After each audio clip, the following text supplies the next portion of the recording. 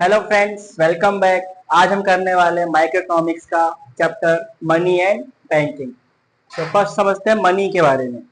Money क्या होता है समझते होंगे आप लोग। मनी पैसा। तो पैसा क्या है? पैसा मतलब जो भी चीज हम खरीदते हैं, मार्केट में जाते हैं, पैसा देते हैं तो हमें सामान मिलता है। चाहे मार्केट प्लेस हो, चाहे सेविंग्स हो, चाहे इन्वेस्टमेंट्स हो, कुछ भी हम कर रहे हैं तो पैसा दे रहे हैं और हमें सामान मिल रहा है। तो डेफिनेशन क्या होती है हमारी, वो समझते हैं। तो एज पर लॉ क्या कह रहा है डेफिनेशन? Money is what? कुछ भी मनी है। कुछ भी मतलब कुछ भी, anything is the money. The law says is money. मतलब अगर हमारे कानून ने जो बोला मनी है तो वो मनी है।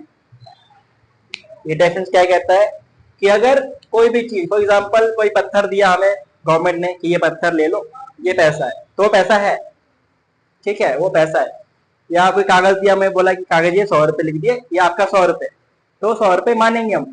ठीक है, तो डेफिनेशन क्या बोलता है? Money is what the law says. मतलब जो हमें कानून ने बोला कि पैसा है तो पैसा है। ठीक।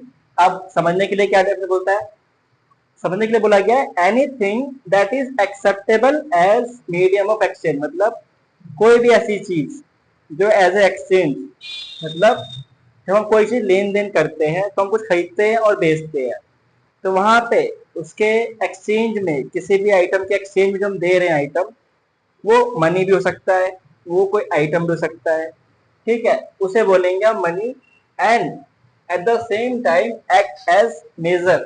और वो मेजर का भी काम करे, मतलब उसको मेजर करने के काम भी आ सके, किसी चीज की वैल्यू फाइंड करने के लिए। एंड स्टोर ऑफ वैल्यू, और किसी की वैल्यू को स्टोर करने के लिए वो काम आना चाहिए।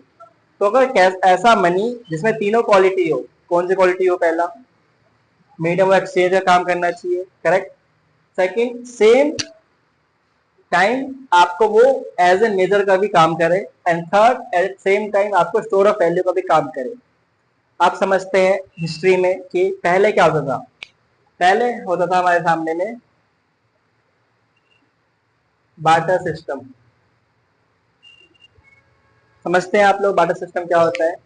बार्टर सिस्टम मतलब होता है कि अगर कोई चीज आप खरीद रहे हैं तो आपको खरीदने के बदले में सामान और कोई ना कोई आपको एक्सचेंज के रूप में देना पड़ेगा। जैसे आप अगर कोई, सुने होंगे गांव वगैरह में, विलेज साइड में अभी कुछ जगह चलती हैं। जैसे आप अगर राइस लोगे तो आप राइस समझने में वीट के क्वांटिटी दे सकते हो, या गोल्ड दो और उसमें आप क्या कहते हैं, कोई आयरन या फिर सिल्वर या फिर कॉपर, आप उसे एक्सचेंज करा सकते हो। या कुछ लोग गाय के बदले में भैंस हो गया, बफेलो हो गया आपका, ठीक है, या गॉट हो गया, मतलब लाइव स्टॉक भी लोग ऐसे एक्सचेंज करते हैं। सो ये सिस्टम होता है बार्टर सिस्टम। तो इस सिस्टम में क्या ये मनी है? नहीं, ये तो राइस मनी नहीं है। क्या काउ मनी है? नहीं, मनी नहीं है। मनी क्या है? मनी वो है जो लॉ ने बोला है। क्या लॉ ने बोला है कि काउ मनी है, राइस मनी है? नहीं। मनी किसने बोला है?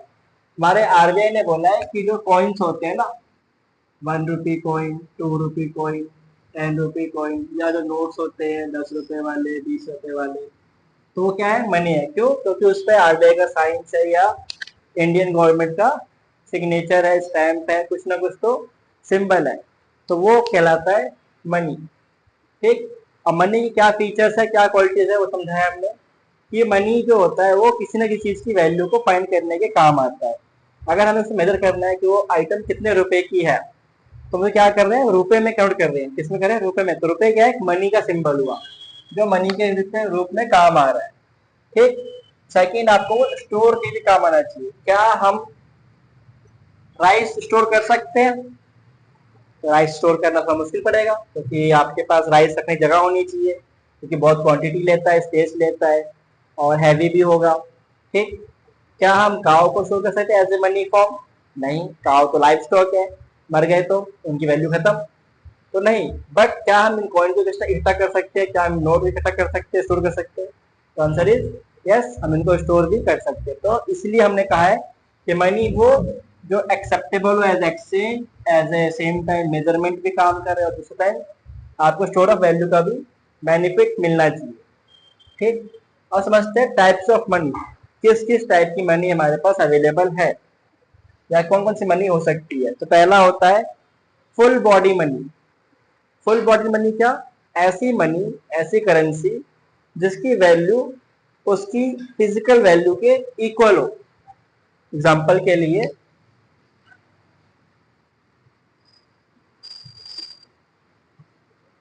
पुराने जमाने में सिल्वर कॉइन्स होते थे और गोल्ड कॉइन्स होते थे, करेक्ट?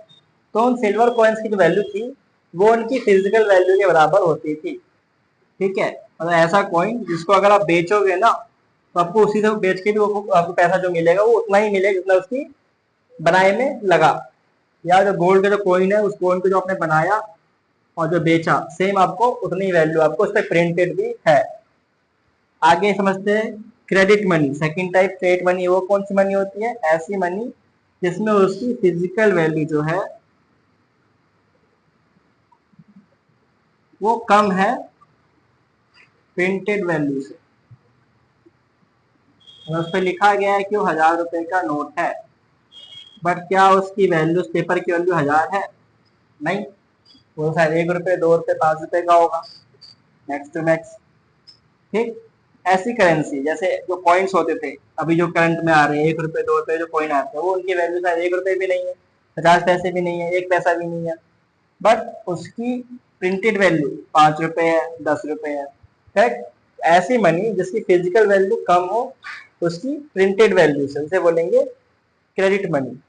टोकन कॉइन्स, वो कॉइन्स जिनकी वैल्यू बहुत कम होती है, जैसे कि आपके आजकल चल रहे हैं 1 रुपए, 2 रुपए, 10 रुपए, 50 रुपए का कॉइन, 100 रुपए का कॉइन। तो 100 रुपए कॉइन की वैल्यू क्या? 100 रुपए में से उसका बहुत बहुत बहुत कम वैल्यू उसकी बनाने में लगा हुआ है। लास्ट है आपका सर्कुलेटिंग प्रोमिसरी नोट्स। मतलब यहाँ बात हो रही है नोट्स की, ऐसे नोट्स जो हम डेली बेसिस पे एक्सचेंज कर रहे होते हैं आपस में। वो कौन से नोट? 10 का नोट, 5 का नोट, 20 का नोट, 20 का नोट, 50 का नोट, 100 का नोट, 500 का नोट। ये सब नोट्स है, हमारे क्या है? प्रोमिसरी नोट्स है। तो क्यों बोलते हैं प्रोमिसरी? मतलब यहाँ पे आपको क्या है, एक प्रॉमिस किया गया होता है। कौन प्रॉमिस देता है? यहाँ प्रॉमिस मिलता है आपका आरबीआई के तरफ से, एक प्रॉमिस होता है, उस नोट के ऊपर लिखा होता है कि मैं प्रॉमिस करता हूँ टू पे द सम अमाउंट, ठीक है? तो अगर उस नोट पे लिखा गया कि ये नोट 100 रुपए का है तो आरबीआई ने इसको कहा है ये 100 रुपए का है। अगर ये 100 रुपए की वैल्यू आपको नहीं मिले किसी जगह पे तो आपको आरबीआई वापस करके आप उसका पैसा ले सकते हैं, ठीक? तो आई होप क्लियर किया आपने यहाँ तक। आप समझेंगे नेक्स्ट वीडियो में। मिलते हैं।